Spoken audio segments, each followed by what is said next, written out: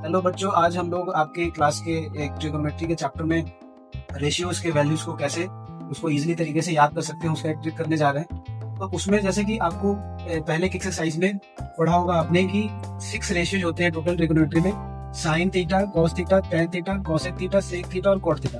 तो इनके अलग अलग रेशियोज के लिए 0 डिग्री में क्या वैल्यू होगा एंगल का, 30 डिग्री में क्या होगा, 45 डिग्री में क्या होगा, 60 डिग्री में क्या होगा, 90 डिग्री में क्या होगा, इसको आप लोग को रटना नहीं है। इसको हम लोग थोड़ा समझेंगे एक ट्रिक के माध्यम से, जिससे कि आपको पेपर में अगर आप कंफ्यूज हो जाते हैं तभी भी आप इसको 1 मिनट में इस टेबल को ड्रॉ करके और अच्छी तरीके से आप बिना कंफ्यूजन के इन वैल्यूज को यूज कर सकते हैं। तो इसके लिए जैसा कि हमको पता है कि आपके क्लास के हिसाब से 6 एंगल्स के हिसाब से आपको रेशियोज पढ़ना है, 0 डिग्री में, 30 डिग्री में, 45 डिग्री में, 60 डिग्री में, 90 डिग्री में।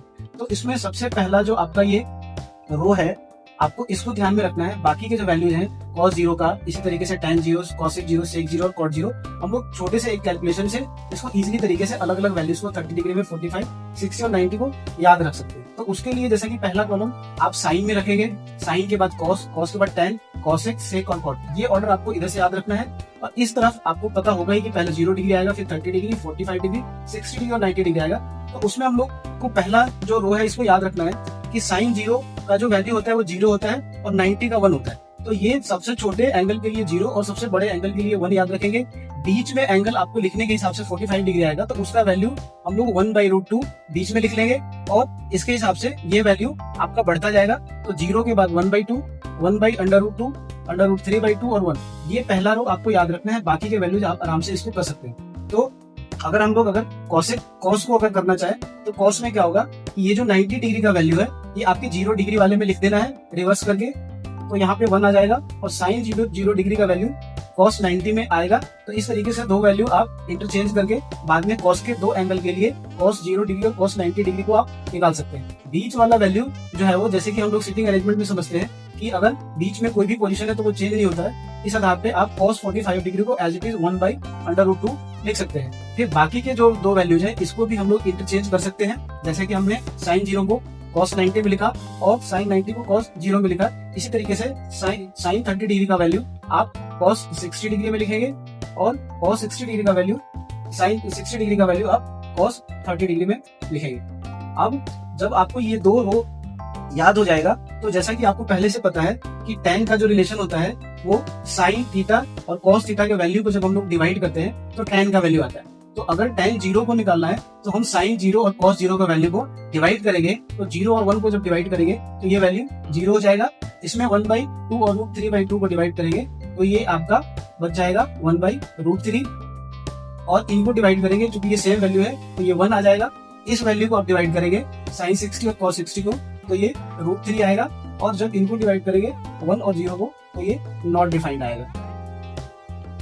इस तरीके से जब tan का हो जाएगा तो हम लोग cosec को हमको पता है पहले से कि साइन और cosec एक दूसरे के रेसिप्रोकल होते हैं, तो जो वैल्यू साइन 0 का होगा उसका रेसिप्रोकल कर देंगे। तो जैसे कि साइन 0 का वैल्यू 0 है तो 0/1 अगर हम वैल्यू करने जाएंगे तो 1/0 जो कि नॉट डिफाइंड होगा, यहाँ पे आपको नॉट डिफाइंड याद रखना है।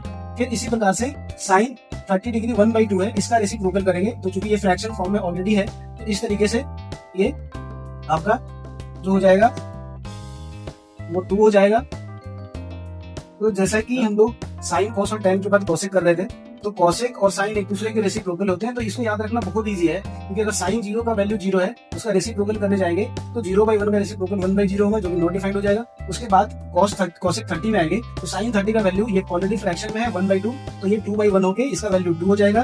फिर इसका जो 45 का वैल्यू होगा साइन 45 1/√2 है, इसका रेसिप्रोकल करेंगे तो ये √2 हो जाएगा। साइन 60 का वैल्यू √3/2 है, ये आपका 2/√3 हो जाएगा। और इसी तरीके से साइन 90 अगर 1 है तो इसका रेसिप्रोकल भी आप करने जाएंगे तो ये भी 1 रहेगा।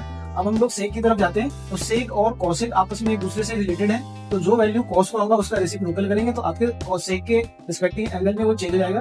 तो जैसे कि cos 0 डिग्री 1 है और इसका रेसिप्रोकल करने जाएंगे 1/1 का तो ये दोबारा से आपका 1 रहेगा। फिर अगर सेक 30 डिग्री का वैल्यू निकालेंगे तो cos में जैसा कि √3/2 है, इसका रेसिप्रोकल करेंगे तो 2 ऊपर और √3 नीचे हो जाएगा तो ये 2/√3 हो जाएगा।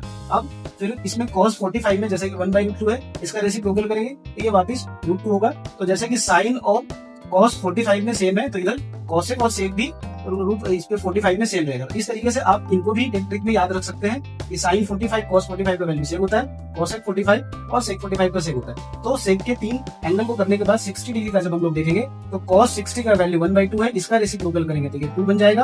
और इसी तरीके से जब cos 90 डिग्री 0 होता है, 0/1 को आप करने जाएंगे तो इसका जब रेसिप्रोकल करेंगे, रेसिप्रोकल में 1/0 होगे, बाद में फिर ये नॉट डिफाइंड हो जाएगा। तो अब लास्ट में जब हम लोग कॉट का देखेंगे तो कॉट में जैसा कि कॉट क्या होता है, या तो हम cos और tan को डिवाइड कर सकते हैं और नहीं तो tan का रेसिप्रोकल कॉट होता है, जैसे कि आप पिछले वाले एक्सरसाइज में पढ़े होंगे। तो 2 तरीके से कर सकते हैं, cos और sin के वैल्यू को डिवाइड करके कॉट निकाल सकते हैं या tan का हम लोग रेसिप्रोकल भी कर सकते हैं। तो tan में जैसे कि tan 0 डिग्री का वैल्यू 0 है और 0/1 का जब हम लोग रेसिप्रोकल करेंगे 1/0 तो 1/0 आपका नॉट डिफाइंड आएगा।